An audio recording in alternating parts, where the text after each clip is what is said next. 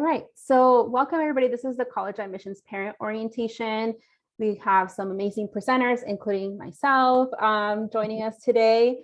And we're gonna be covering with you all so many things. This is an introduction to college admissions, that journey. So hopefully you all can learn a lot today. And if not, we will have an opportunity for you to ask questions at the end. So to get you started, if you can please do this, the favor to complete this pre-survey when we want to get a sense of where everyone's at, and also to kind of know if our presentation's actually effective, if if this is useful for you. So we want to get a sense of where everyone's at. So if you can please complete the pre-survey, B has also linked it in the chat. So you can scan this with your phone, and if you can't, you can use the link in the chat. So if you can complete that as we move along. We're moving pretty quickly because we have a lot to cover. So some housekeeping items. So if you see that little chain link icon, that means that there is a link resource for you. We will give you a copy of this presentation. So that's how you can access these links. And then it is recording, so you will be able to review this at a later time. So if you're not able to take notes today, or if you missed something, you can go back and watch the recording. This is a webinar, so your cameras and microphones are completely turned off. We won't be able to see you or hear you. But the way that you can make yourself known that you're here is by using the Q&A feature to ask questions. But we do kindly ask that you wait until the end because some of your questions may be answered as we move along through the presentation. We want to make sure that we can move along easily. And then this presentation will be available on our YouTube channel. Usually we're pretty quick about it. Within 48 hours, we upload that on our YouTube channel. But we also have a lot of other presentations on a lot of topics on our YouTube channel. So you can check that out too later on.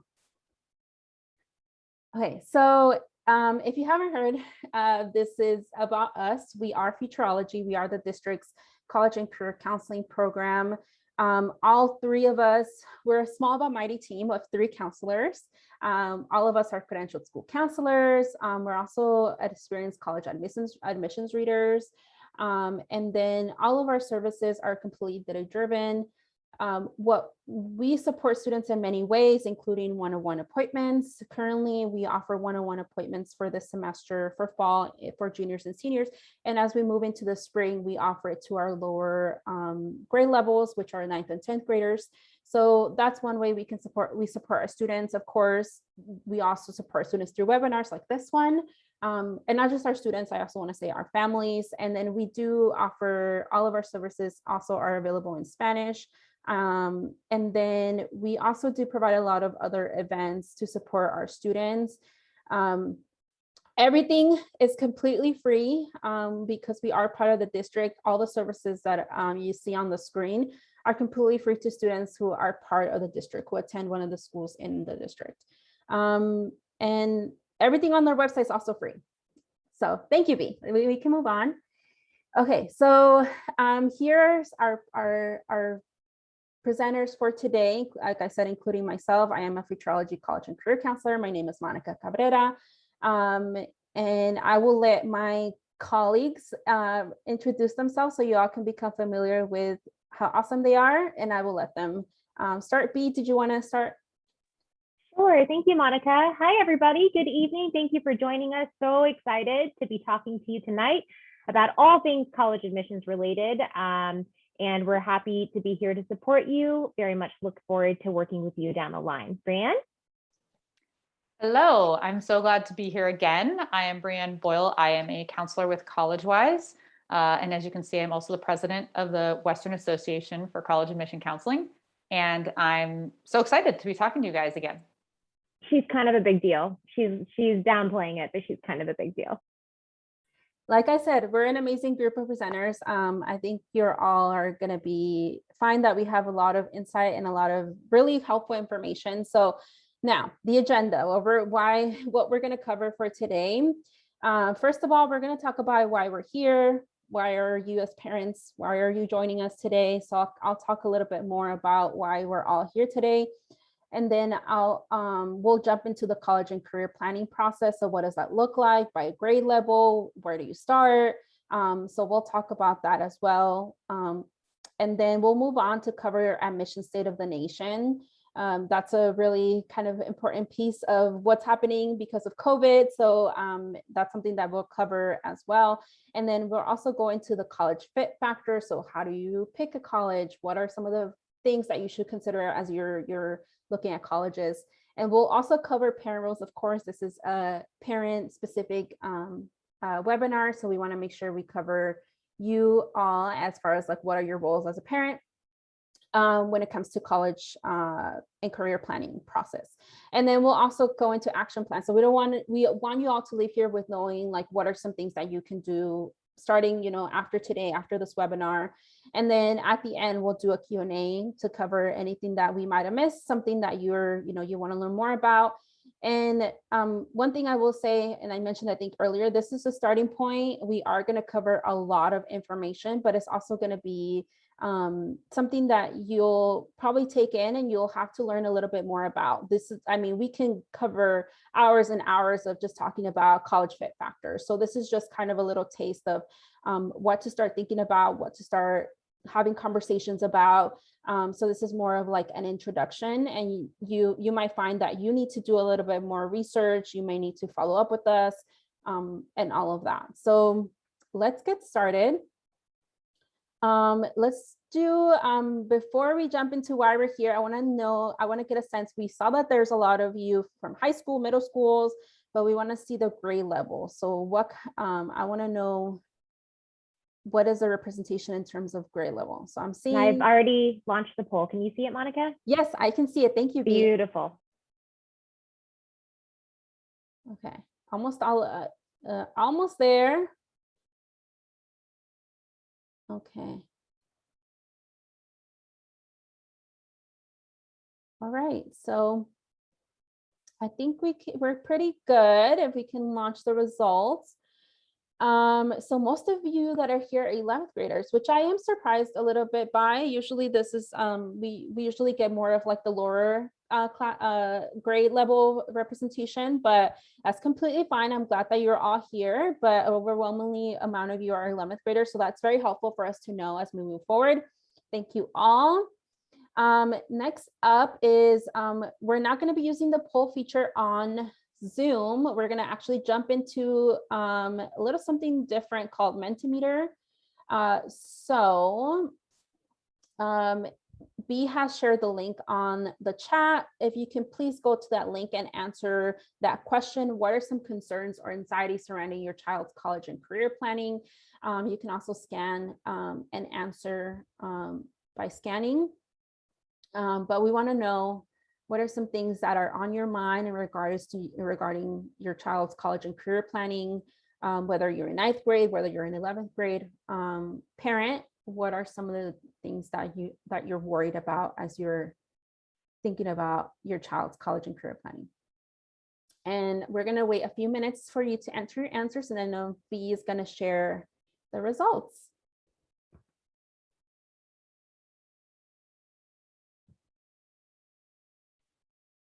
Oh, they're coming in. Let's go ahead and take a look at what's coming in so far, shall we?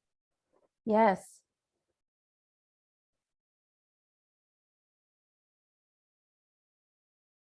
Okay, it's loading because a lot of you are answering, so it's gonna refresh and refresh. Okay, cost is one of those big things. I see that a big one is cost. So the larger the letters, that means the more people have kind of pointed that out. Acceptance rates, yeah. Scholarships, finances, money, costs, yeah. All of those money words in there. Yes, money and getting accepted, yeah. And that's typical. I think that's a pretty good, I think you've all kind of covered what we usually find with parents, of what are their main concerns, and one of those big ones is cost, finances. That's, like I said, that's typical with a lot of parents who are, getting ready, planning out with their child what they're going to do after high school. Is they find that financial aid and cost is one of those big worries.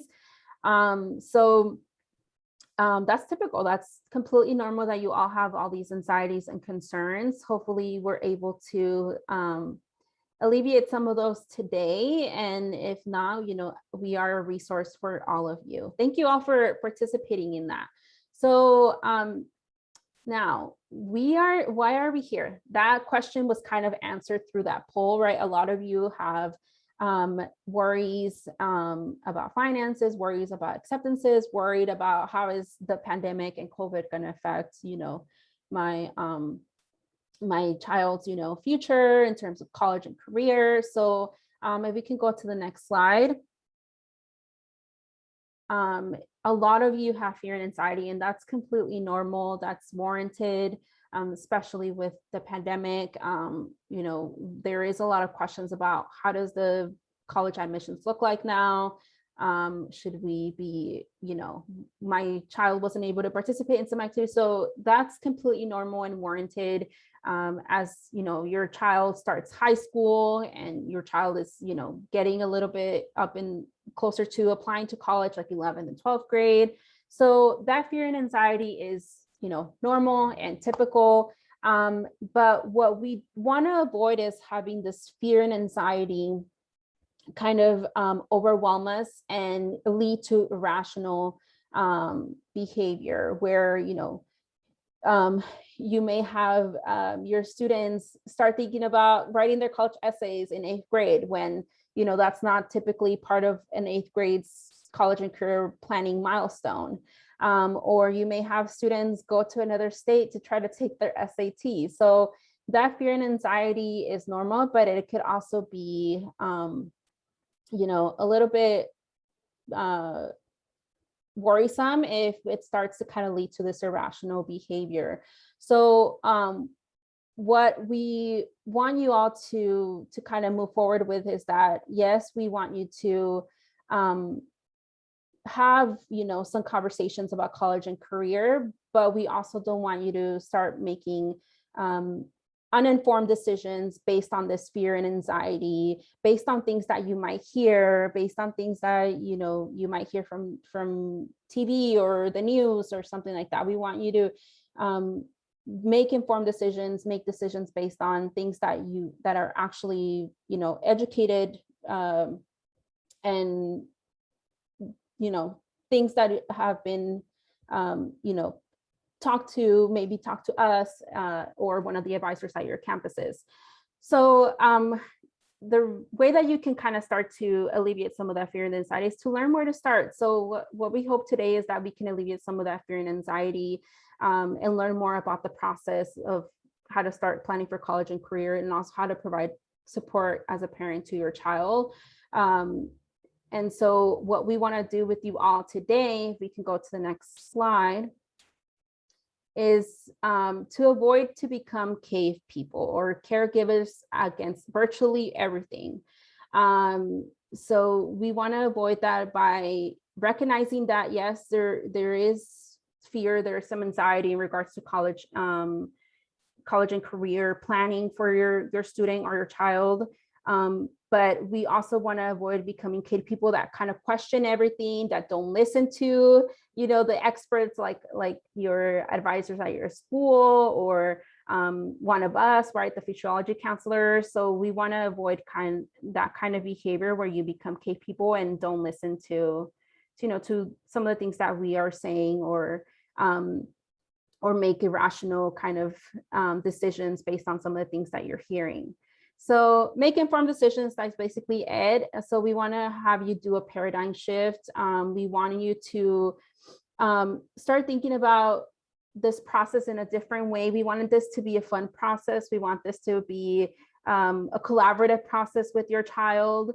So the first thing you need to do as you move along is to have this paradigm shift where you acknowledge certain things, like, there is some anxiety, there are certain things that are out of your control. You are not expected to know everything right off the bat, that,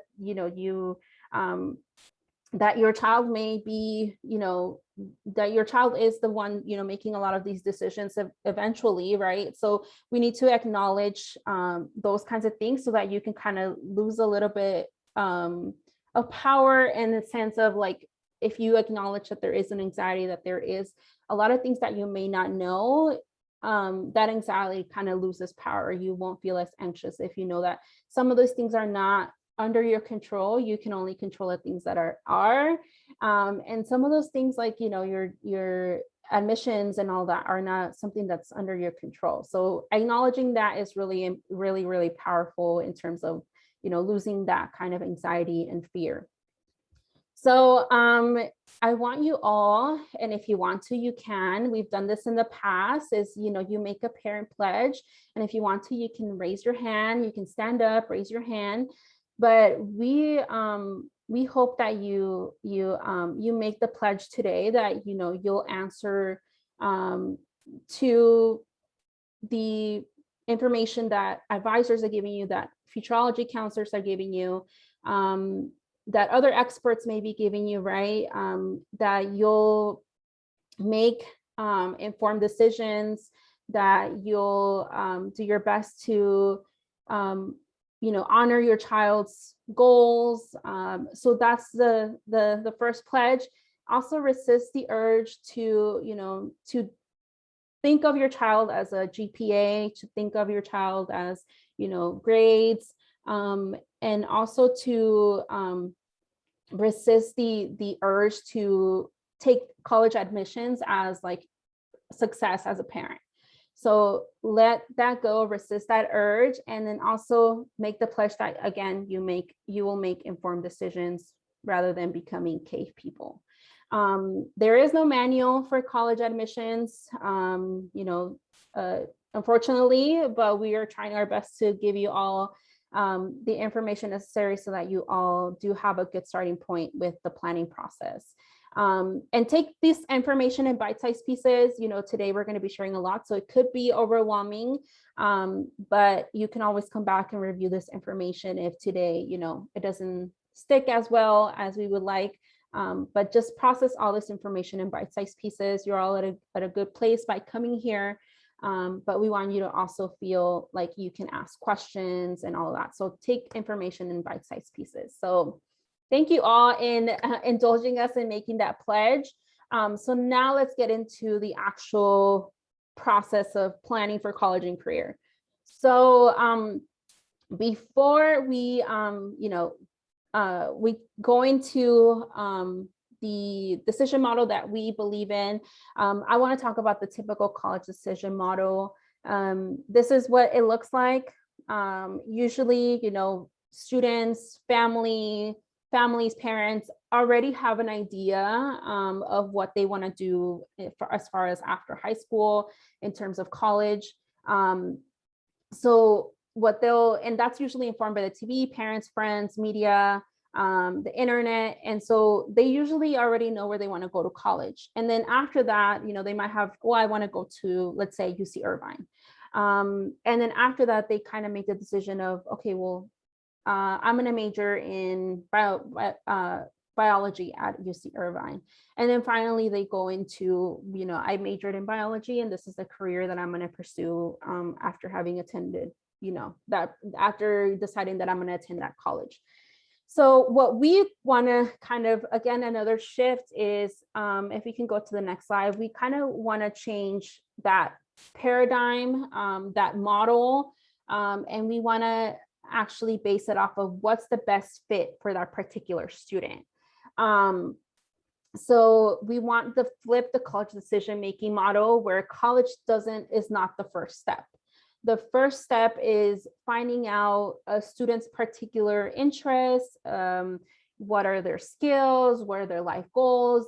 That's where we want to start, because that can really set us up with figuring out what is the best fit for that particular student based on their interests and all these things. And then moving on with this process is, you know, after a student figures out what are those things, what are their interests, all of that, they can decide what are some of the majors and training that they would need to pursue that specific career that is modeled on their interests or based on their interests. And then finally, based on, that majors, when they can find colleges that are going to be a good fit based on those majors that they need to pursue.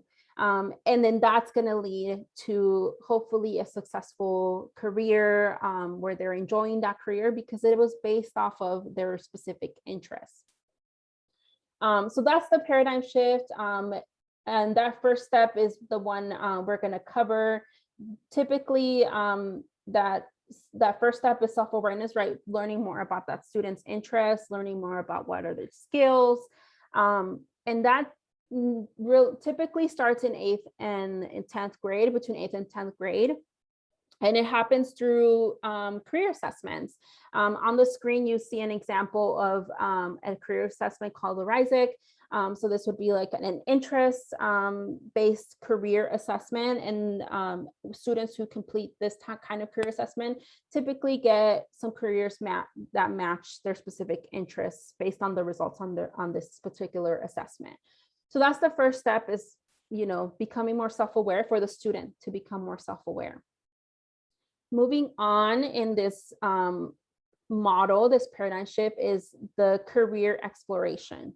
So this is where typically 9th and 10th graders, sometimes 11th graders will do a little bit more of career exploration. What that looks like, what that may look like is doing informational interviews, volunteering, maybe taking some classes specifically on that that are related to that career they may be interested in. So for example, if they want to go into become a chef, maybe they take a culinary class.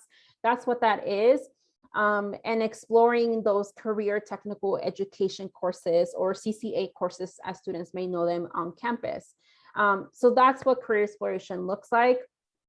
If we go to the next step, I know I'm going pretty quickly, but I'm trying to make sure we stay on track with time. And then major in training is step 3. That typically happens again, 10th and 11th grade. In this step, as I mentioned earlier, you're basically exploring what are the majors, what are the training that you may need to pursue that career that was, that you found out about through that whole assessment process, the first 2 steps that you just went through. And what other activities or courses you may, you may be interested in to continue to explore that specific interest or major. And then finally, in step 4 is finding that best fit college. College is not a one size fits all. We want to base off of this big decision based on what is the best fit for the student, and research is definitely necessary. This happens in 11th and 12th grade. And just so you all know, we provide a lot of support for each of these steps. And that brings me to the next slide, where we actually, for our 9th and 10th graders, typically in the spring, we offer these workshops called Eureka Map Your Future workshops. These are career exploration workshops to help students get started with that first step, as I mentioned earlier, with becoming more self-aware of what are their skills, what are their interests, what are their values, and how those fit into specific careers. So we do offer that. And then actually this fall, we have one for juniors. So you can register for that for the junior parents that are here in the room. If your student is interested in doing more career exploration, they can join us for that this semester. You can check more information on our website. So I'm gonna turn it over to my colleague, Breanne. Thank you all. Well, hello. So, all right, now you've gone through all of that. You know what you want to do in life, right? So let's talk about the colleges. The idea behind this is to give you some background around what the colleges are looking for, the different parts of the application, what the situation is currently, so that that'll help inform your decision where you're looking for things. So here's the good news. That little pie chart is supposed to represent the colleges that are admitting most of the students, which is the big part. So that big Pac-Man part of blue is actually most of the colleges in the United States. So we're looking at, there's maybe 2,500 colleges or more in the US. And if you see, it's the majority of those colleges are actually admitting more than half of the people who apply. And when you look at that little, green sliver, you're looking at colleges that are at that 30 to 40% admit rate. So that's still considered a selective school. If the school doesn't admit more than half of the students that are applying, it's still considered selective, right? Because you have less than a half of a chance or less than 50% chance of getting in. And with those, there's probably about 100 of those colleges. And then when you look at that little tiny red sliver, those are schools that are highly selective, which are admitting less than 20%. And there's only about 30 to 40 of those schools. The thing is, those are the schools that most of the people talk about. So people talk about, yes, USC is in that group, UCLA is in that group, several of the UCs are. And when people only talk about those schools, it makes it feel like the entire college admissions process means that nobody's getting in, they're only admitting so many students. And the reality is it's just this small group of colleges. And if you do the research and expand your parameters and your filters and look at other colleges out there, you'll find some really great options. So as you can see in our little summation here, the good news is colleges accept most of the kids who apply, and there's about 40 that are a little bit tougher to get into. So the biggest thing is create that balanced college list and understand that great college experiences can happen at any of those schools. It doesn't have to be those hard to get into ones.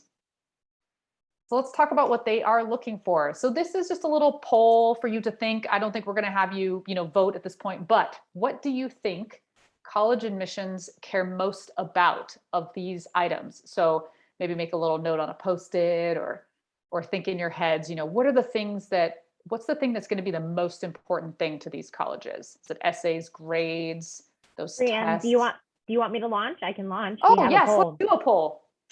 Let's just see what the public has to say, shall we? The results are coming in case you can't see it on your end. And I'm going to share them once they come in. I'm going to give everybody about 10 seconds to respond, and people are furiously responding to this poll. Grades are the clear front runner. That's what everybody is guessing right now. Okay, so I'm going to close the poll in 5, 4, 3, 2, and 1. Thank you, my friends. Here are the results in case everybody wants to know and see. There we go. Yes. All right. So there's a clear front runner there with grades. So let's see what you think. So that first one, it's classes. The classes you actually choose are what mattered most to the colleges. And then let's see what comes up next. Then your grades. And notice we put grades and not GPA. That's actually on purpose. So they're going to look at the grades in each classes. And then what pops up? Those test scores, which currently right now you have so many that are test optional, which we'll get to later. And then we have your rank, if your school or school district ranks, which this district does do, like decile ranking. So that'll come into play for the colleges that pay attention. And then what comes up next? Oh, look at that. All those other things are pretty much falling around the same category. So we're looking at the academic side versus that personal side. And in the academic side, there is an order of importance to colleges. When we start looking at the personal side, all of those things sort of come into play together. So see, this is a little bit of a trick question because almost always everybody says grades. So we know you guys aren't going to pass that test, but that's why we put it out there for you. So let's talk about the different types of admission. There's that word holistic that you hear all the time.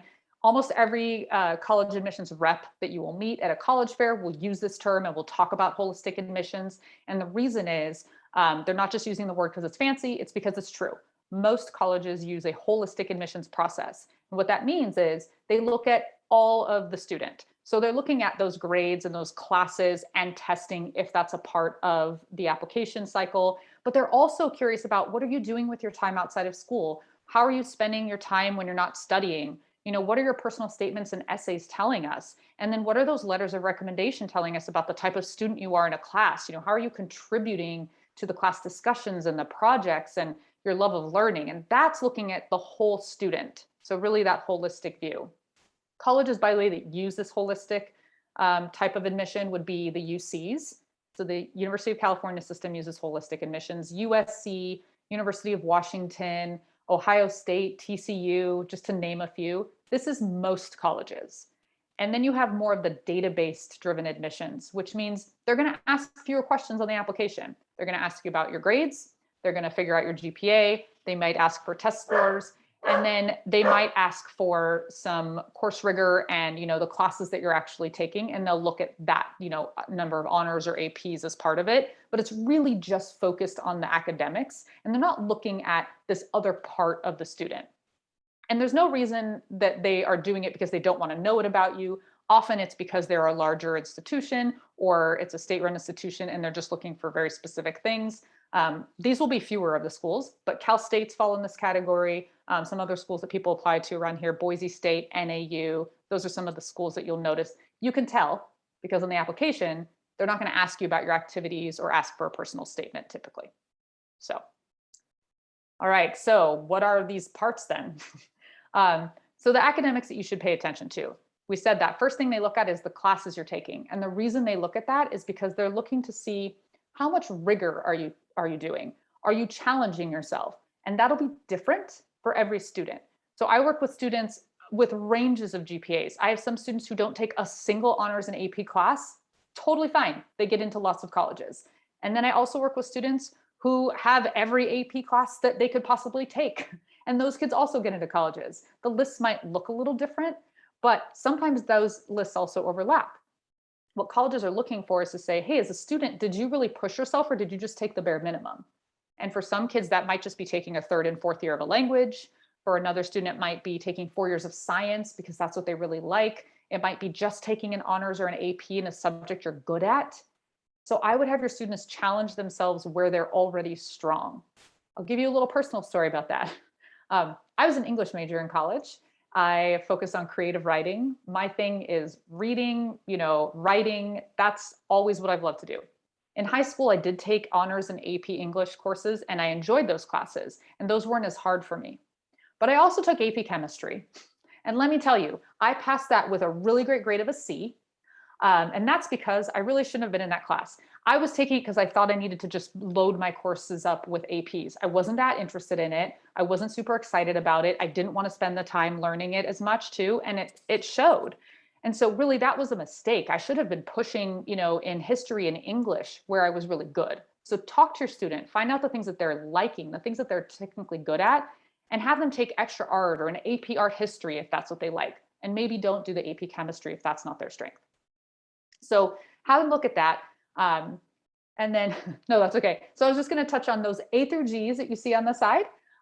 Those are things to pay attention to because those are all the categories that you'll need to fulfill to graduate in the state of California and be eligible for the UCs, Cal States, and other colleges. So you can actually do APs, honors, and rigor in any of those categories. It doesn't have to only be, the math and science I think people focus on.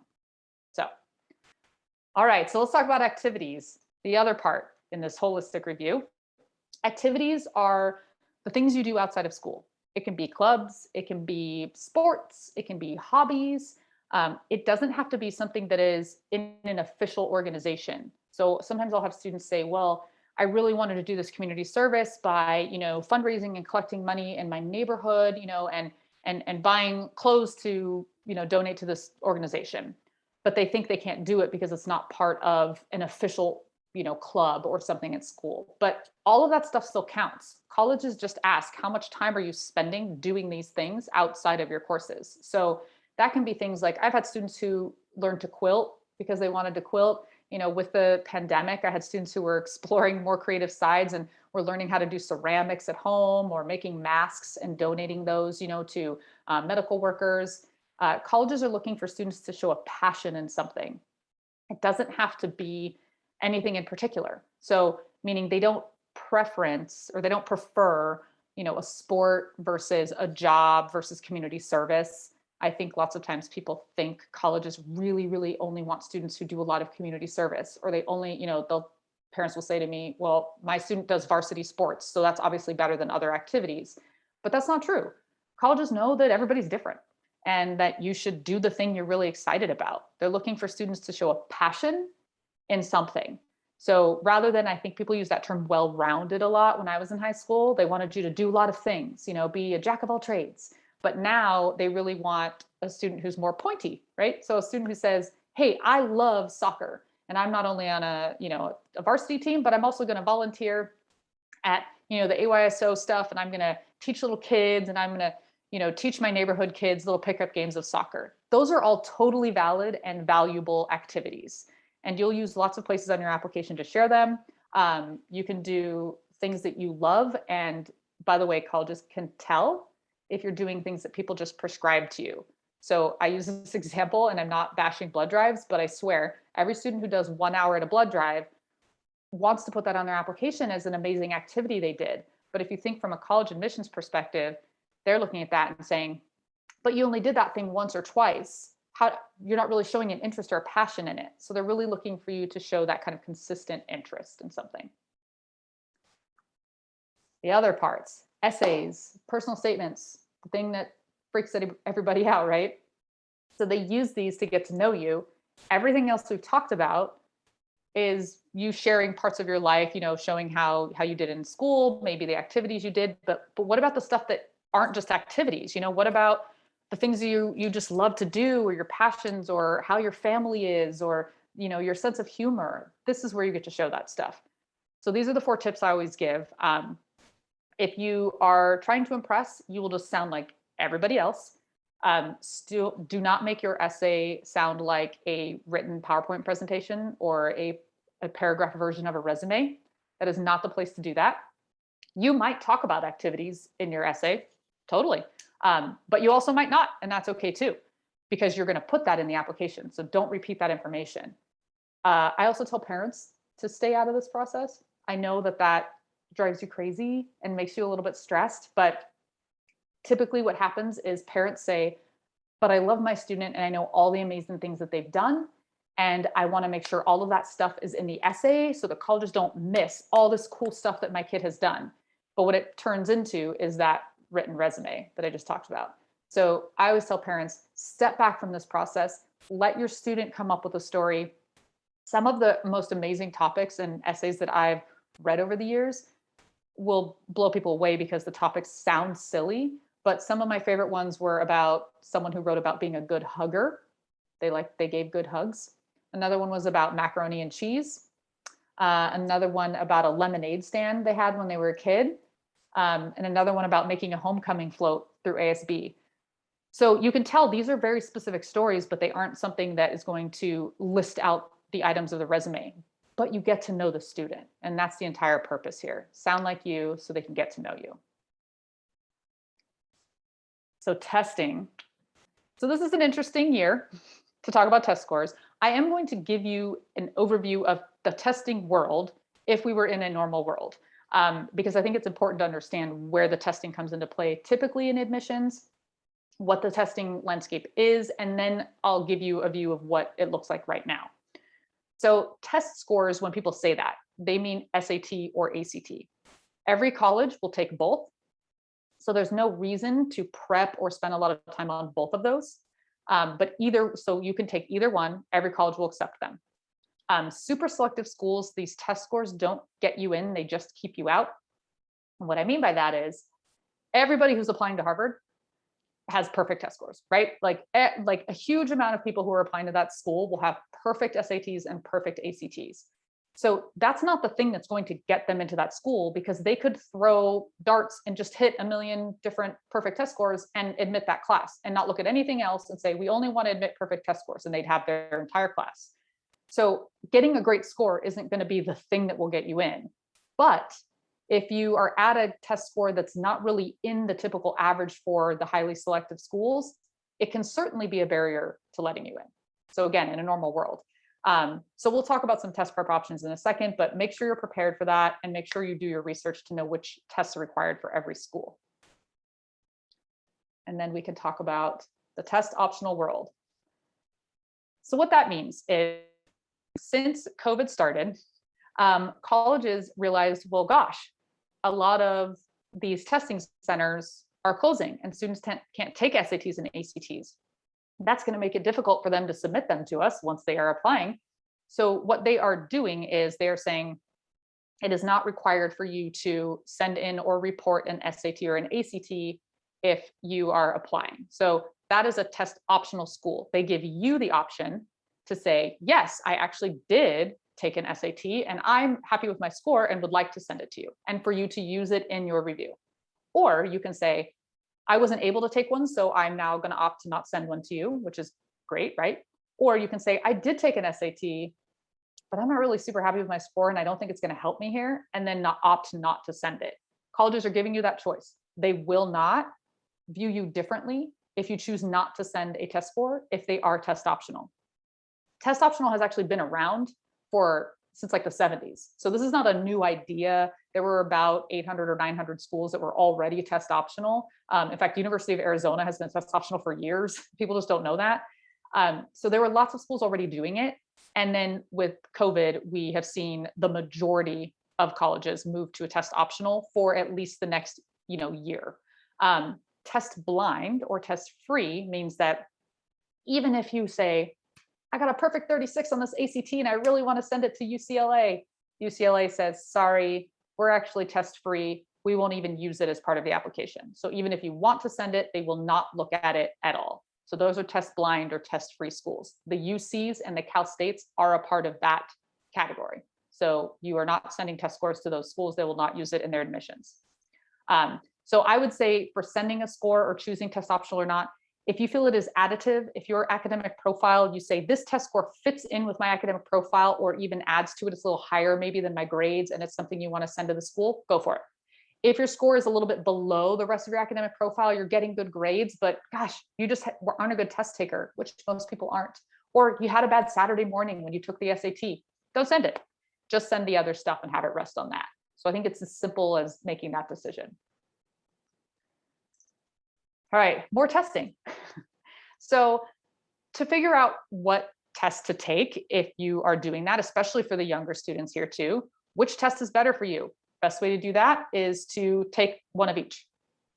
So you can take these mock practice test days. Your Futureology offers that for you. You can take that through a lot of other places as well. I would sign up and do it through Futureology because they have a bunch of dates. Take the mock test, see which one you're stronger in, just focus on that one.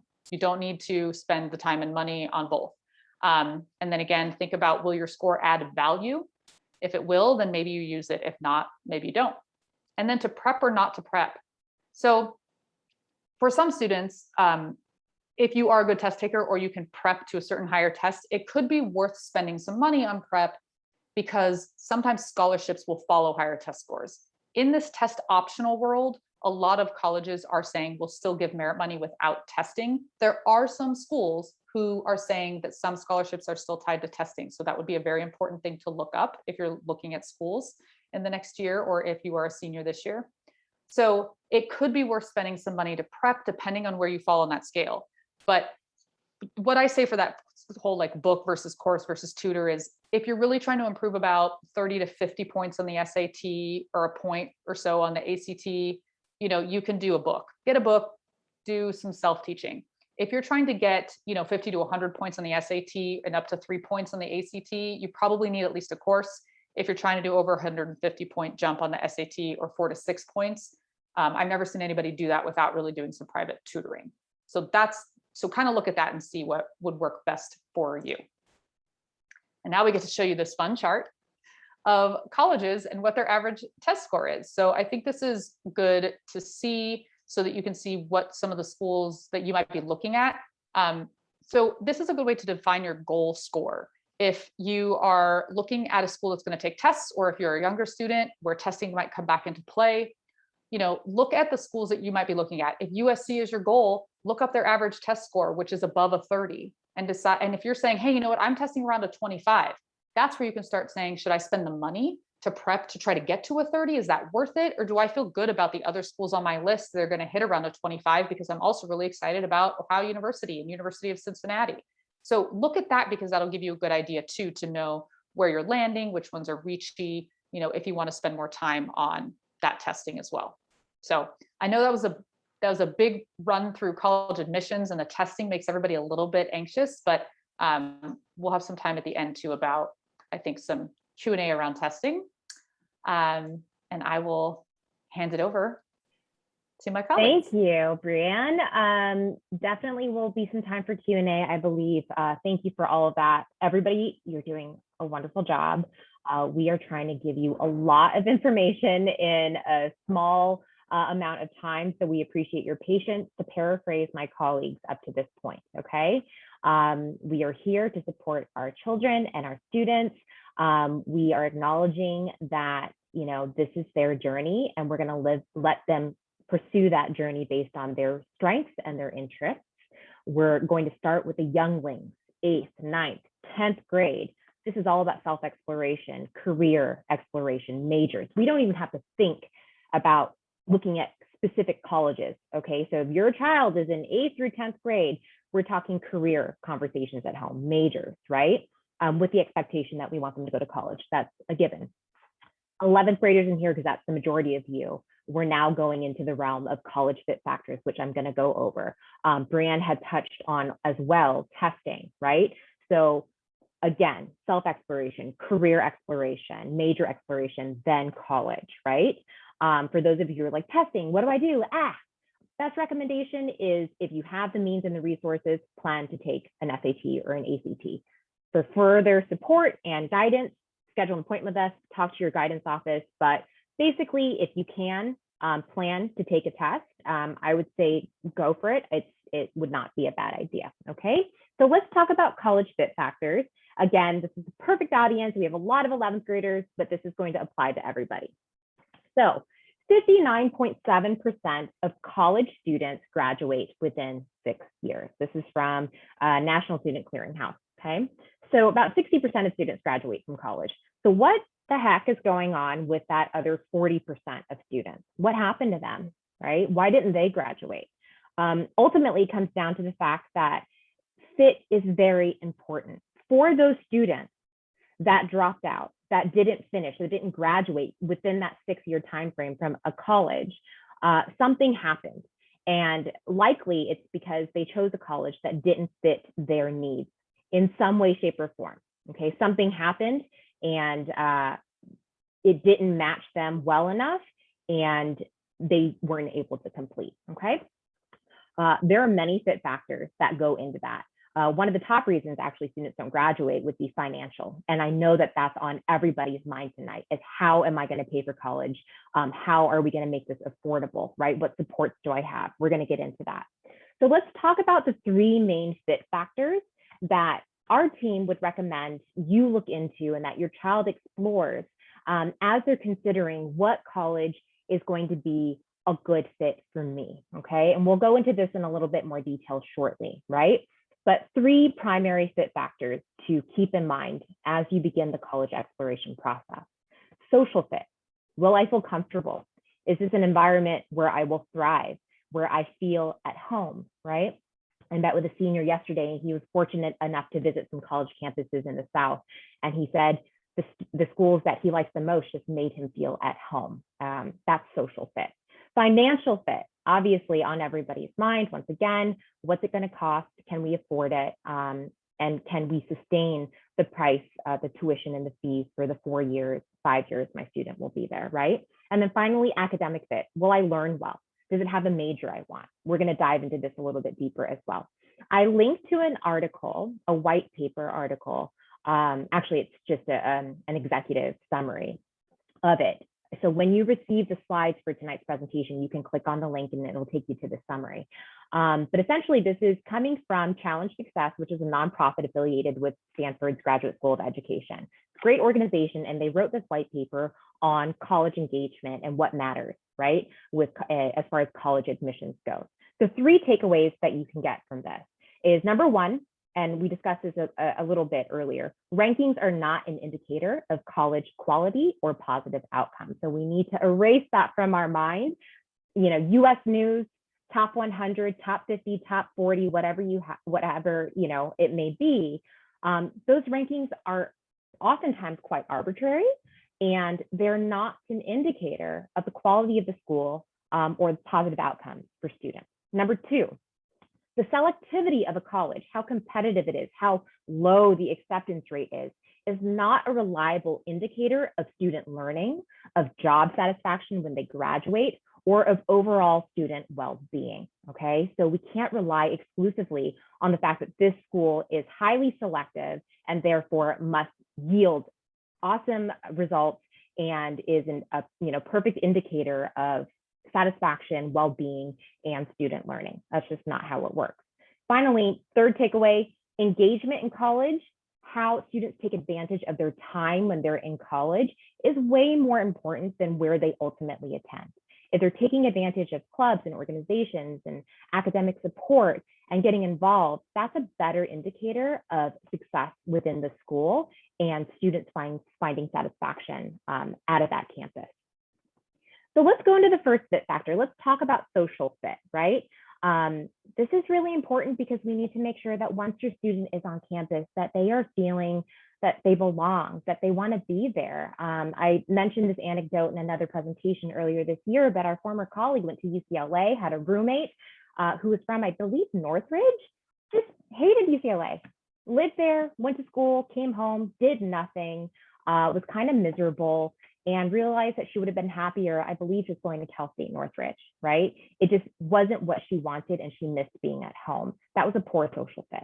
So when we're thinking about social fit, these are some of the things that come to mind. These are some of the things that you can consider and that your child should be considering as you're thinking about a school that might fit them on that level. Is it in a location that works for them? How big of a school do they want to be a part of, right? Are there activities that they want to join that they're already doing in high school? Diversity on campus is important to some students, right? There are so many different factors that go into the makings of a campus and its culture. And this is where you do that soul searching and that deep diving with your child and ask, like, what do you want? What makes you happy? What do you like about the school that you're at right now? What do you wish could be different about, your high school? And use that to inform the type of social setting your child might want to be in. And this includes weather too. Is your Southern California child considering applying to Syracuse University? Do they like 10 feet of snow every once in a while? Because if not, that might not be a good social fit, right? But these are some of the things that we're going to be considering. There is a webinar that you can that I will direct you to, where we dive very deep into fit factors. So again, this is a cursory overview, so I apologize for the speed at which we're going through this, but this is just to start getting those creative juices flowing and to get you thinking about some of the factors that you can be considering, okay? Again, social fit. Students have a very visceral reaction to a photo like this, right? And they have ideas oftentimes in their mind of what they want college to look like. These three schools are very different types of schools on here. You have suburban Boise State in the upper right-hand corner. You have a rural Colgate University, lower right-hand corner, tiny school, okay?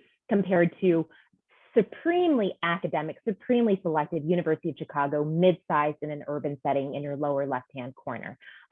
Harry Potter vibes to the max, right? You'd get the same kind of vibe at University of Washington's library. But every student has some kind of an idea. And if they don't, then, this is a great conversation starter. It's like, what do you imagine life to look like? That's social fit. Okay, financial fit.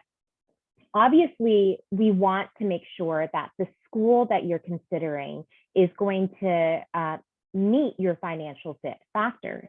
But with that being said, we don't want you to be deterred by the sticker price that you see on a school's website, right? Or on a random internet search that you're doing to look at tuition. Oftentimes, students and families are paying less than what you're seeing as the sticker price. Merit aid comes into play, financial aid, loans, grants come into play, okay? And so there are certain things that can come in to help you financially, and ultimately families don't usually end up paying that full sticker price that you see on the website, so don't necessarily be turned off by that immediately, okay? Secondly, there's something very useful called the net price calculator. It's a really fun tool to play with, and practically every university and college that you look into will have its own net price calculator on their financial aid website. You can literally Google net price calculator plus the name of the school, and it should pop up. You'll answer some very basic information to get a quick estimation of what it might cost. This is by no means a promise, nor is it, comprehensive and in-depth, but it is a great start to get a sense of what it might look like to go to school there, to possibly live and eat there, if we're looking at room and board and meal plans as well, okay? But that's a great place to start, just to start getting a range of the cost of attendance at different schools.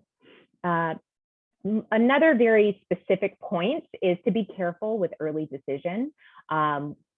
Early decision is an early application process where students, when they decide to apply early action, it is binding, and you can only apply to one early decision school. So essentially, if you apply to a school early decision, you apply early and you receive notification of admission or denial, or possibly waitlist or deferral to regular admissions, but you find out earlier, right? Typically you submit your application by November 1 and you find out, by December, January, whether or not you've been admitted.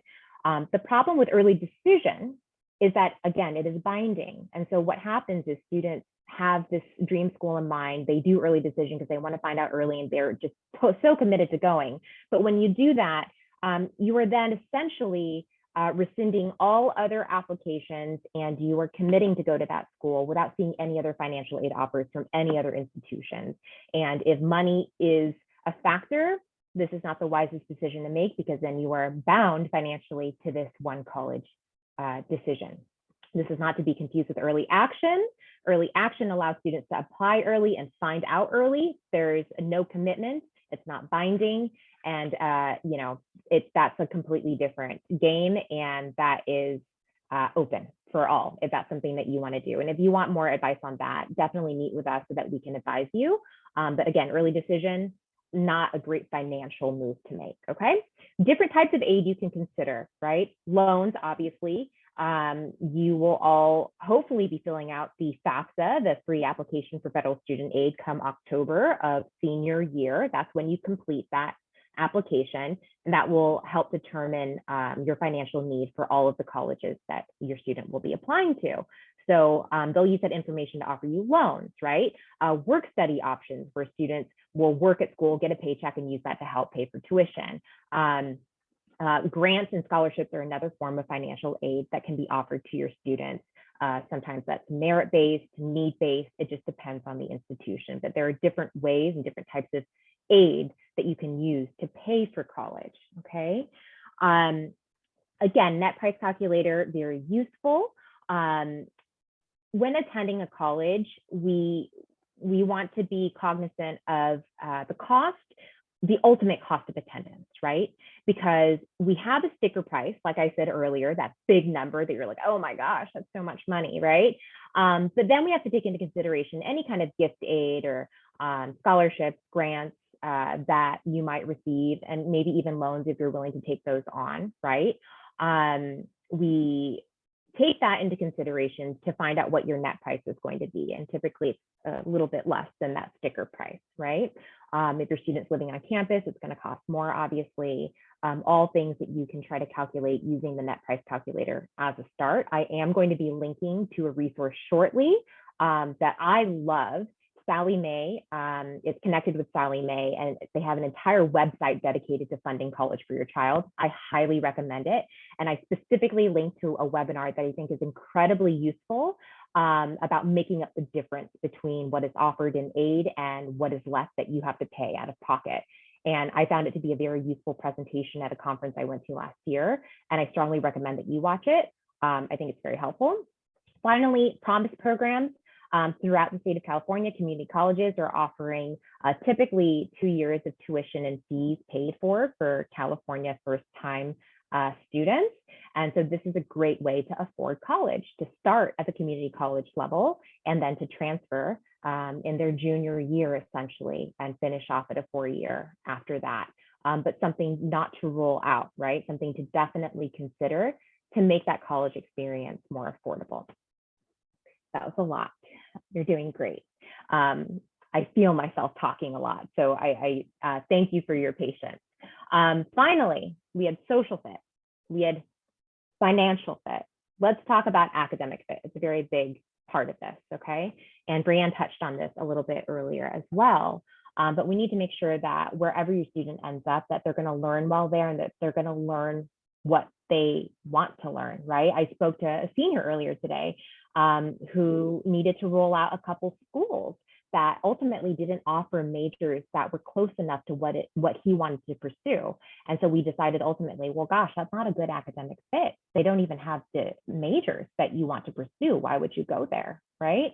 That's a big part of academic fit, is they need to have the programs that you want, or at least a good variety if you're not sure, right?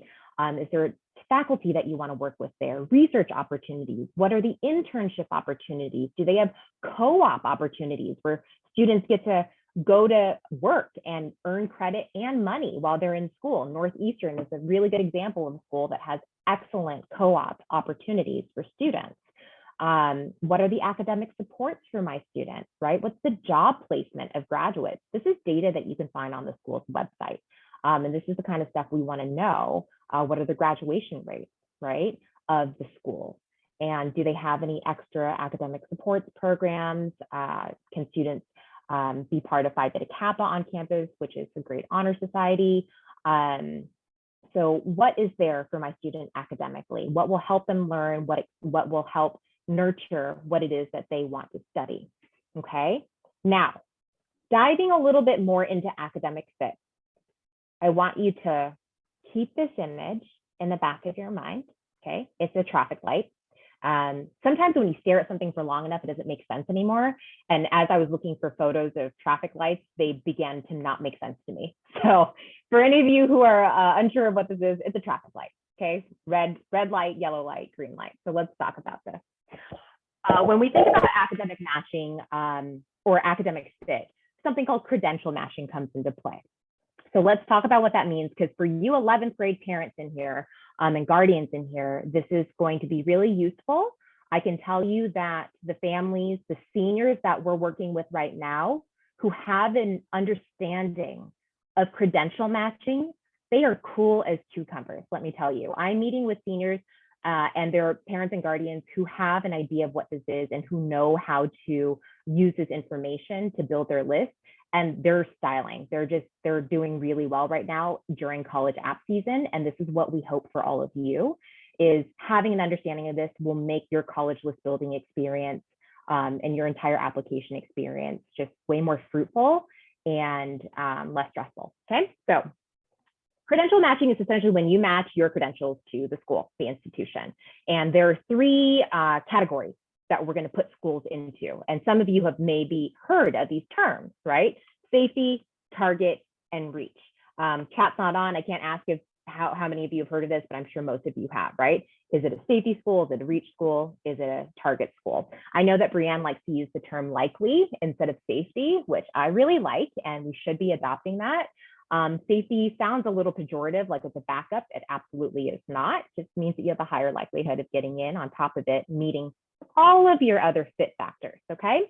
So let's take a look at our example student so that you have something of an understanding of this. So for a safety or a likely school, your stats are gonna, exceed the average or be well above the average stats of the students getting in. And you can find this information on trusted websites that I will be sharing with you shortly, okay? So we have our sample student, let's call her Jane student, and her SAT score is an 1100, her GPA is a 3.5. Great for Jane. Jane is applying to Safety University, and Safety University's range for the SAT is 800 to 1080. So she is a rock star. She has an 1100, and their GPA range is 2.75 to a 3.33. Again, she is blowing the average student out of the water, well above average. And finally, most importantly, the acceptance rate of this school is 70% or higher. So great odds all around. And with all of this in mind, especially with the acceptance rate in mind, this becomes a safety school or a likely school, okay? Moving on to target, right? Green light, go. That's why we have the traffic light, right? Green light, go, we're good. Target is yellow. We're cautiously approaching, right?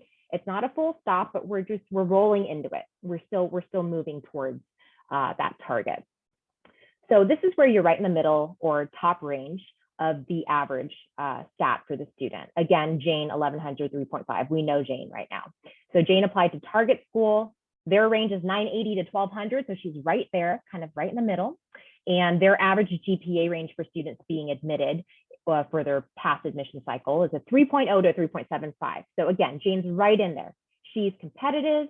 She's right in that average. We're feeling good about that. And then in addition to that, the acceptance rate is 40 to 70%, okay? Not a slam dunk. We're entering selective territory per Breanne's definition of selective earlier, right? 40% is still quite selective. So with that in mind, this is not necessarily a likely or a safety, right? Even though Jane's right in there, that acceptance rate is not where I'm feeling super awesome, right? She's competitive, but there's no promise, nor is there a promise with safety, but it's just, this is a really good acceptance rate, right? 7 out of 10 students getting in. So finally, obviously we have reach. Same student, different school. Their range is 1110 to 1300 for SAT. She's actually below that. And their range for GPA is 3.5. She's at the lower end of that. So she falls within the average range. However, their acceptance rate is under 40%. And we're just reaching that highly selective area, which makes this a reach school, okay? Even if Jane had a 1600 SAT, right? And a 4.5 weighted GPA, even if she had those stats, with that acceptance rate, this is still going to be reach or reachy. Obviously, other things come into play for holistic review, like Breanne mentioned earlier, right? Overall profile, rigor of her courses, so many other things that might come into play. But if we're just looking at these credentials to do a quick match, this is where we're landing, okay? That was your crash course in credential matching. I will refer to a webinar that you can watch for more details on that, so that you can review that in your own time later on, okay? But ultimately, the goal is a well-balanced college list. So we're talking a couple to a few reaches, right? We don't want a list of 12 reach schools, because just because you're applying to a bunch of reach schools does not increase your chance of getting into one of those schools, right? So I think it's perfectly fine to have a few reaches, especially, well, they absolutely have to meet all of your fit factors, social, financial, academic, right? We want to focus on a decent amount of target schools where you're competitive for admission, 4 to 6 of these. And then finally, definitely a few safety, okay? These are numbers to guide. By no means is this the hard, fast rule, and this is what you're limited to, but this is just a start. This is something that you can use as a reference as far as building a college list goes, okay? That was a lot of information about fit, but I do want to remind you that there are 3,982 degree granting post-secondary institutions in this country. Of those, almost 4,000, right? Over 2,500 are 4-year universities and colleges. Okay, that's a lot of schools just in this country alone, like 2,679 4 years to be exact. Your child absolutely has options. And as you saw in Breanne's chart earlier, the majority of these schools are accepting more than half of students applying. So the odds are great as well. So it's our job to promote students' love of learning, to let them be themselves, to take the classes that we know they're going to thrive in, and to let them just explore and be in high school as they are, knowing that if they are authentically themselves and try their hardest, there will absolutely be institutions that meet their needs, okay? So take this as a sign that everything is going to be okay, and there absolutely is a good fit for your child.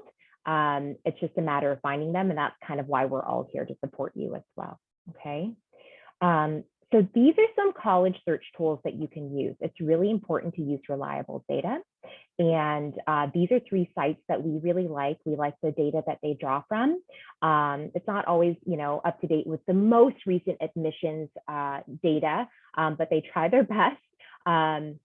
And I linked to these sites, okay? So when you get the PDF, again, you can click on them and it'll take you to the sites, and it allows you to do a more comprehensive search based on your student's specific fit factors, right? And this is a screenshot from College Express where you can search for colleges, for example, based on interest, right? A good way to start a social fit search. So hopefully you'll be able to use those resources, especially you junior parents. This is definitely a good time to dive into that.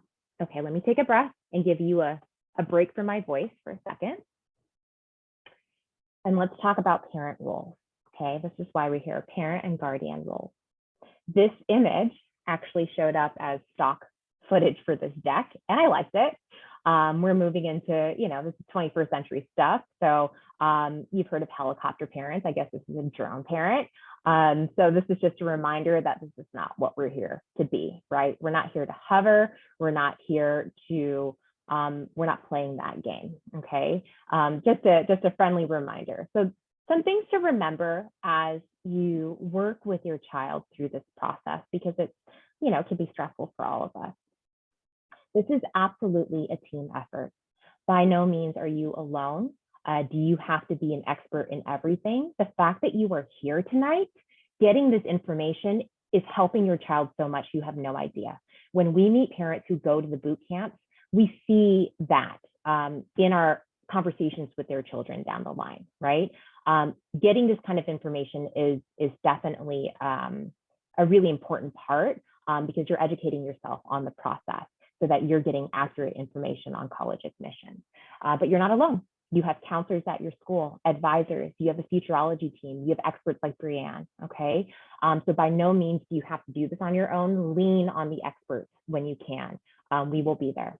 Secondly, this is your child's journey. Monica mentioned this, Breanne mentioned this. We want so badly for them to succeed that it's so tempting to take the wheel, but this really is their journey. And our role is to support them as educators, and for you as parents and guardians is to let them be themselves and to encourage them to pursue what they love and what they're good at, right? We're celebrating their strengths. We can help encourage them to look for activities and opportunities on campus that align with what they like to do. And that's something that we can do to help promote just their overall well-being. And at the same time, it's just helping them build, their, what would you call it? I don't know, their resume, if you will, for college. That's not the important part, though. It's really for them to grow personally, okay? We want to emphasize when we praise, right? We want to praise effort and strategy and process over the end result. This is tied to a growth mindset, right? So when you see your child doing something awesome or accomplishing something amazing, the temptation is to be like, "Whoa, like you did it, like congratulations, like you got first place." What we want to emphasize is not so much the first place, right? Or the gold medal or whatever it is, but the effort that went into achieving that end result. Celebrating and emphasizing the effort that they put in, the strategies that they used, that's teaching them that, their effort, that their work paid off, that it led to success, right? And we're teaching them that with that effort comes growth, comes improvement. And that's the mindset that we want to instill with them, because if we emphasize the end result, if they don't get that end result, then there's, we run into self-esteem issues, right? And this connection of worth to achieving a particular thing. And so what we want to do is try to emphasize the effort that goes into it. Even if they don't achieve the thing or succeed in the thing, we say, man, you tried really hard. Let's see how we can try differently next time, right? To encourage that growth mindset. And finally, we want to think about good expectations versus bad expectations as caregivers, as parents, right? Parents' expectations that their children will attend college is the greatest influence on students' expectations of attending college and enrolling in college. That's research fact. So your expectation that your child goes to college is not bad. That's good. Having that conversation, building that culture at home and saying, we want you to go. Like there's so many benefits to going to college. And that's an expectation that we have of you. That's okay. That's good. Bad expectations is when we say you have to go to college X. You have to have this test score. You have to have this GPA. You have to do this particular volunteer opportunity by the end of this month. Those expectations, and I think Monica and Breanne both touched on this earlier, that's steering us away from the direction we want our children to go towards, right? Because then we're tying them to an end result. We're tying them to something very specific, and we're expecting them to accomplish that particular thing. It's about their journey of getting there. And, obviously giving them the expectation that we want them to go to college and succeed, and that journey is theirs, but not that they have to meet any kind of specific goal, right? So with that in mind, let's talk about some college planning tips, right? As parents and guardians, we want to communicate as much as possible. Communicate with your children, obviously, but communicate with their educators. Email their counselors. Go to webinars like this. Talk to the Futureology team. Talk to experts like Breanne, right? But we want to communicate often, and we want to talk to them, right? Bringing it up, having it pop up in conversation, talking about careers and majors. It's a great way to incorporate that into home life and have it, be something that's at the forefront of their mind. Define your limits early. If there are some very specific financial limitations, for example, right? We want to define that and explain it to your children early on, so that we don't run into a situation where the limits weren't defined and students get into college X and it turns out that that's just not going to work, right? Based on, for example, financial limitation. So, there are limitations culturally, or you don't want your child to go to school outside of California, whatever that may be, that's a conversation that needs to be had, communication that needs to occur. And those limits should be defined before the college application season starts, okay? Plan financially, obviously, that's such a big statement to make, right? And you're probably like, well, duh, yeah, but how? I'm going to refer you to Sally May's website. I literally think it has everything that you need as a start to help you think about planning financially. It's never too early to save, even if it's $5 a week. Really, it never is too early. Or too late, really, to start saving, okay? Every little bit helps. That can go towards books, towards travel, towards, personal expenses. Whatever you can do, it certainly helps. But please check out the resources that we're going to send you. It's going to be a good start. Help with brainstorming, but don't take over, okay? This applies to essays, to all sorts of things, right? You're there because you're kind of an expert in your child and you know them in ways that they might not see themselves in necessarily. So you're a great set of eyes to help them see and illuminate things in them that they might not see. But we're not going to take over. We're going to resist the urge to write that essay or to, do anything like that.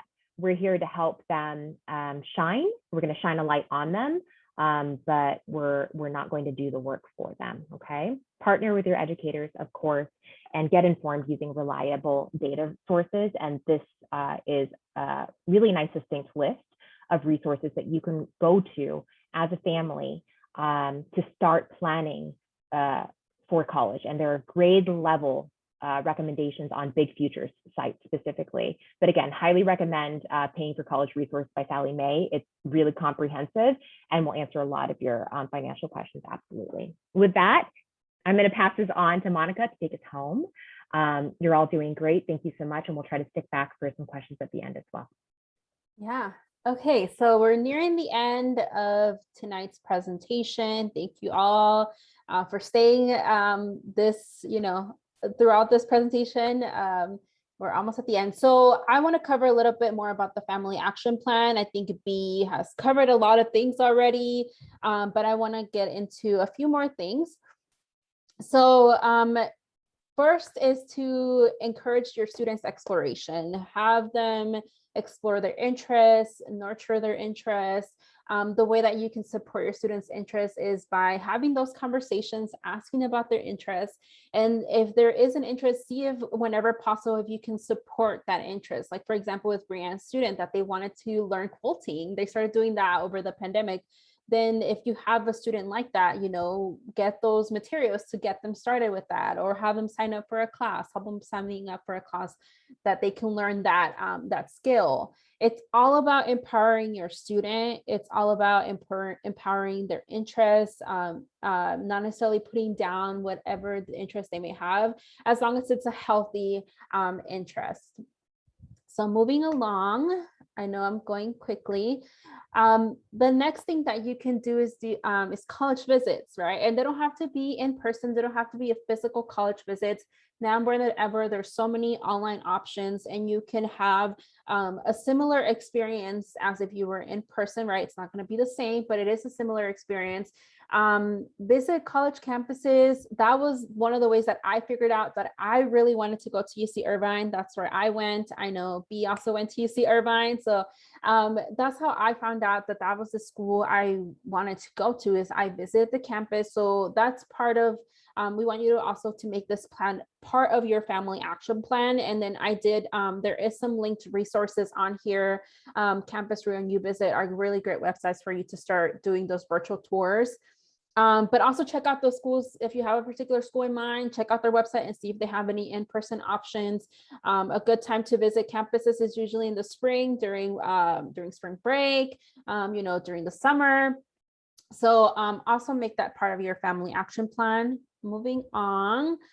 Part of your action plan too should include an audit of your student's transcript, right? Your student or yourself should be kind of reviewing your grades. Remember, classes and grades and all of that are academic profile of the student's going to be something really important for admission. So you want to learn more about how do I review my students' grades? How do I know we stay on top of that? Don't lose track of that. So I'm going to go over the anatomy of the transcript. So the Red Star, each semester, you're going to see the grades for each specific class that your student's taking. On there, you're going to see the grade and the credits, and then you'll also see these little letters. I don't know if it's clear on your end. You're going to see those little letters like the P's. So that stands for a college prep class. That's an academic class. So typically those are the classes that students will enter in their application when they apply for college. And then the blue star, that's where you'll see the GPAs, right? That's where you'll see a lot of different GPAs. You'll see a cumulative, weighted, non-weighted. The academic GPA 10 to 12, that one is typically the GPA that the UCs and the Cal States will review as part of your admissions. You'll also see on there like class rank, the class size. So pay attention to that if that's something that you also want to keep a track of. With the purple star, you're going to see any distinctions, any awards that student has been awarded. So you may see like superintendent's list, or like if they've had principal's honor list, something like that, that'll appear on that purple star section. And then the last thing that you also want to monitor is that green star, and that'll show a summary of the credits that students have completed or need to complete to complete graduation requirements. So that'll be on there. And here's a really nice timeline of what the next, what the 4 years look like in terms of planning for college. I know we have a lot of juniors in the room. We have a few seniors too. So this is also going to be helpful with the resources that we linked on that parent folder that we're going to be sharing again at the end. Or we are going to be sharing at the end. We have timelines on there for each specific grade level. So if you want to review a more detailed checklist and timelines for freshmen, sophomore, juniors, and seniors, we have those in our parent folder resources. So I won't go over too much, but here's just a really nice summary of the timeline for the next 4 years.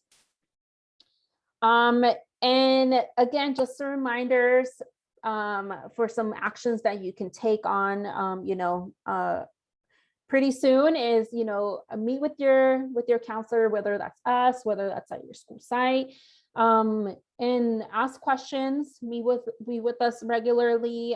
We typically, like I said, we meet in the fall with our seniors and juniors. That's who we meet with in the fall.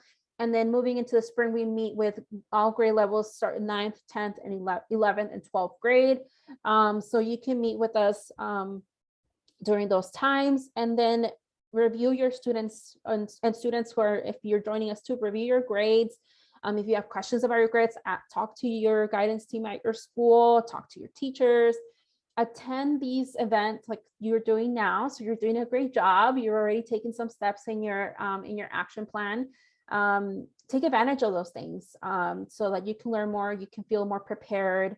And then and keep track of those activities and awards, because those will play a role when you're applying for college. So keep those. And then we have a webinar that that we just did that you can review and you can watch whenever you like, if you want to learn more about how that kind of plays a role in the admissions.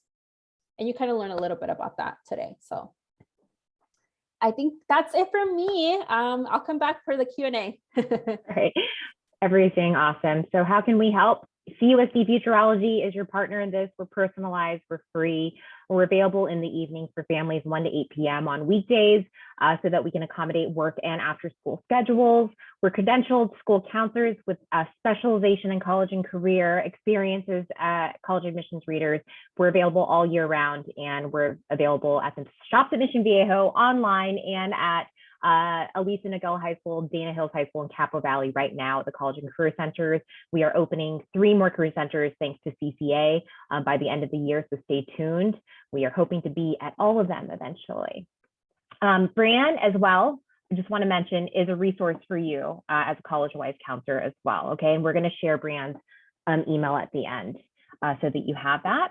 Please refer to our website for all information, event registration, college fair information coming up, which is coming up in October. We have 4 days worth of events for you to register for, so check out the schedule. Anything that you need to know, go to the website. Follow us on Twitter, Instagram, and YouTube. CUSD-Futureology is where you can find us for the most up-to-date updates and our events that are coming out weekly. Okay, so follow us for that information. If you could please complete the survey to let us know, to give us your feedback and to give us a sense of what we can do for next time, we would greatly appreciate it. We appreciate your presence here with us tonight and sticking through this webinar with us. I put the link in the chat for you. This is the parent resource folder, okay? And in the folder, I'm going to put the link in the chat box right now. In the folder, you will get the slides to the deck. Okay, let me title this for you. Ooh, there you go. And specifically, this is the link for tonight's deck, okay? So if you want the presentation, there you have it. So that's all for you. And with that, we want to thank you for your time. We're 3 minutes shy of our anticipated end date, so thank you for sticking through it with us. We're going to open it up for some Q&A for a bit. So if you have questions, please feel free to pop it in the Q&A, and we'll answer as many of them as we can. And obviously, if you have to go, it is 8 p.m. on a Wednesday night. Please enjoy the rest of your evening. You're all welcome to log out if you don't have any questions. Thank you so much for joining us tonight. Thank you all. It was a pleasure. You all were a great audience. So many great questions. We're going to stick around for anything else that you have questions about. And but if you are leaving, have a good night. Thank you. Bye, everybody.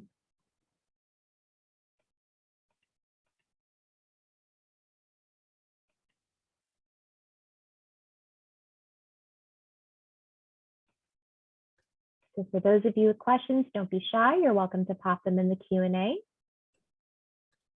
Yes, you have us here. Oh, that looks like a question for you guys, maybe. Oh, yeah. Myers-Briggs test. Myers-Briggs, yeah, we actually use 16 personalities, which is a version of the Myers-Briggs personality assessment. So we do work on that with students and assign it to them, and then we review results with them. Then we have that question about, do minuses matter when it comes to the way college views grades, like A- versus A? So the good news is that no, colleges are just going to use an A in their GPA. And in fact, some colleges don't even, depending on how you're reporting them, like the UCs, don't even let you report minuses and pluses. They just have you report the straight letter grade. So that's not going to matter to them.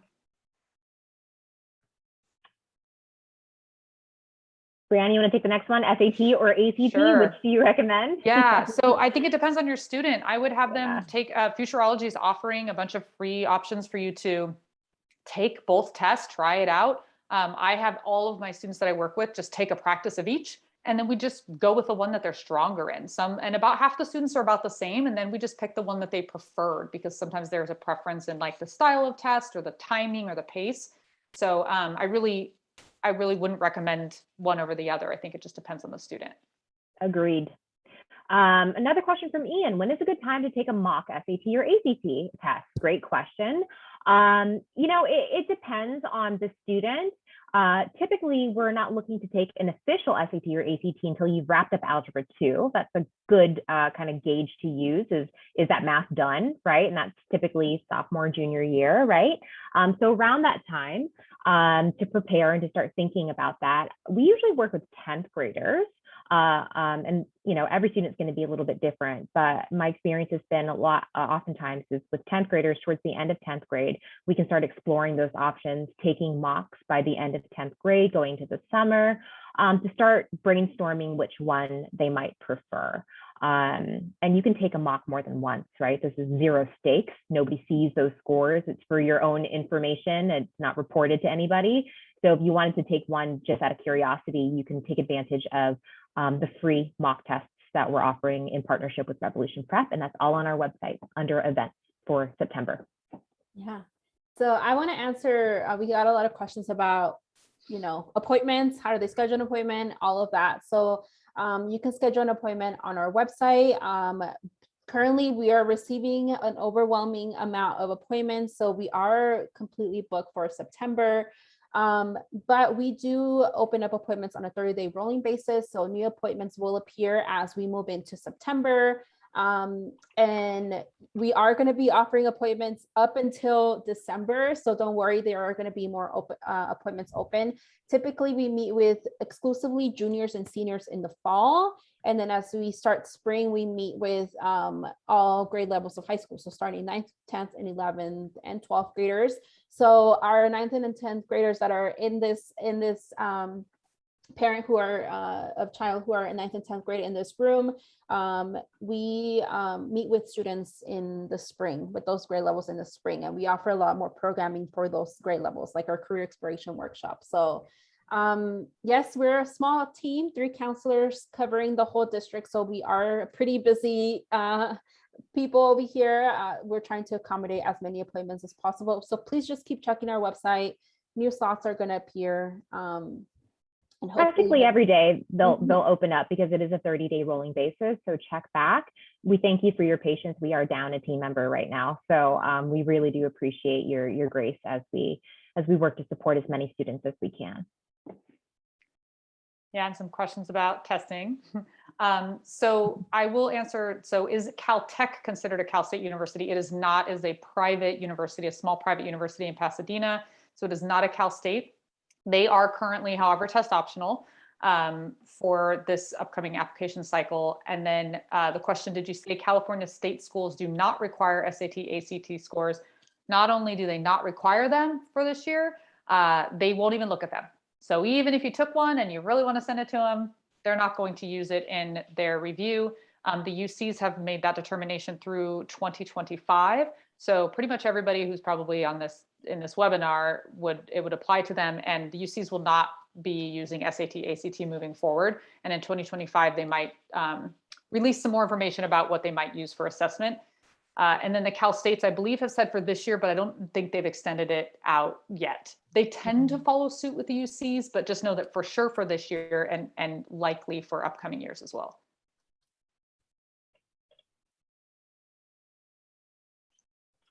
We have a question coming in from Michelle regarding her daughter who recently decided that she wants to play a sport in college. So do we counsel student athletes? We definitely work with student athletes to help meet their goals and make sure that they're taking, the courses that they would need to be NCAA eligible, for example, right? And so for the kind of basic steps that prospective college athlete would have to take, you can certainly meet with somebody for our team so that we can help you get your ducks in a row, make sure that you're creating the profiles and registering on the NCAA website in a timely fashion and meeting all of those milestones. So we can definitely help you get started with that. So feel free to reach out with us, to us rather, to get assistance with that.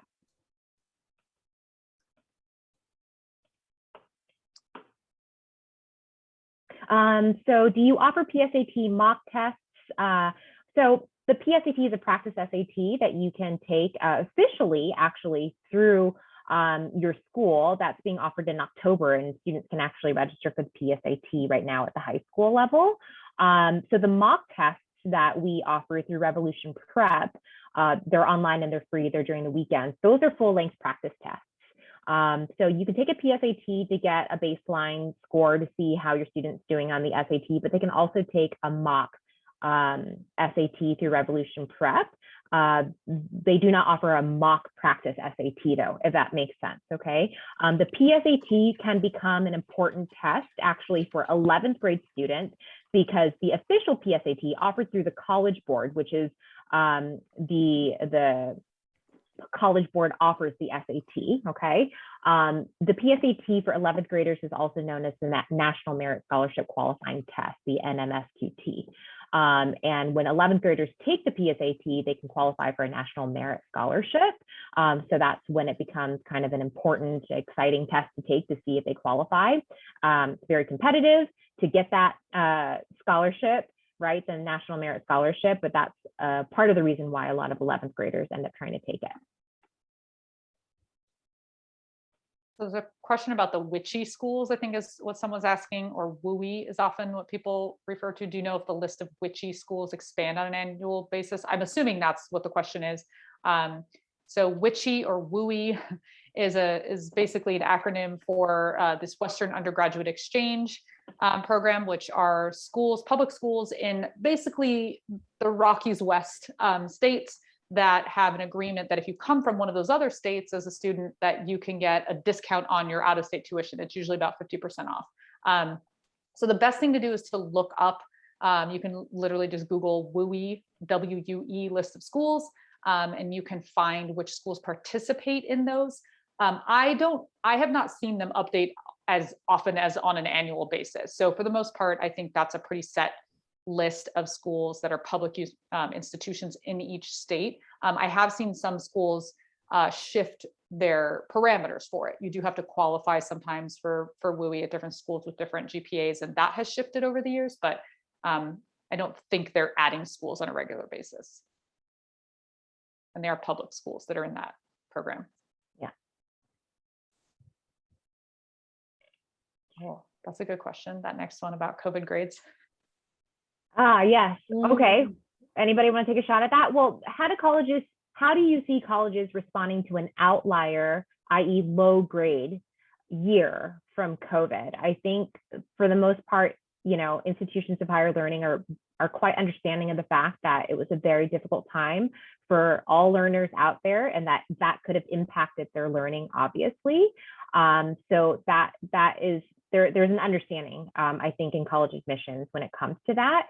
I think that students can explain that on their college application. If they did have a dip due to an extenuating circumstance, they can explain that in a section called additional comments on the college application. If something really did happen to impact their learning, they can use that opportunity to shed some light and to provide some context into that dip in grade so that their admissions readers at those colleges have a full picture of what went on, so that they're leaving no stone unturned when it comes to their academic history. Monica or Breanne, do you want to add anything to that? I think that covers it pretty well. Yes. Ooh, go ahead, B. Oh, no, go ahead. I was gonna, there is a question about if there's a counselor on campus, and we didn't cover that. Yeah. Oh, it's me, the Dory family. I am Elisa's point person, and I'm actually at the Career Center, the brand new, sparkling, shiny new College and Career Center, room 500 next to the library, Tuesdays and Thursdays, 10 a.m. to 5 p.m. I see students for appointments there. I see some walk-ins there, but I'm usually booked with appointments on campus. Yes, feel free to reach out to me. My email's on the website, and I am Elisa's point person on campus. Send your children my way.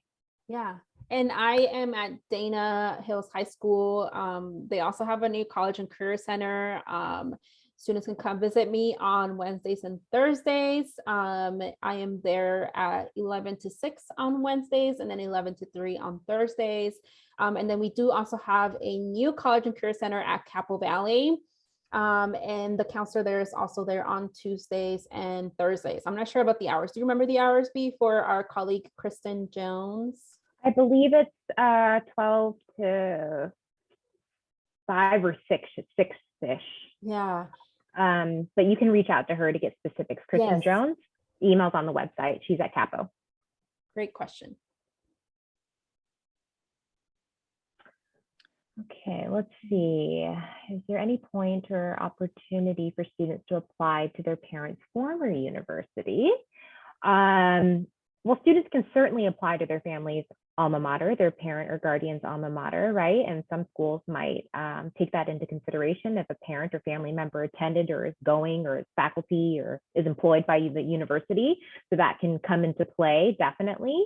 I'm not sure if I'm answering your question exactly, Fatima. So if you want to elaborate, I'm happy to dive a bit deeper. And if any of my colleagues want to add to that, feel free to.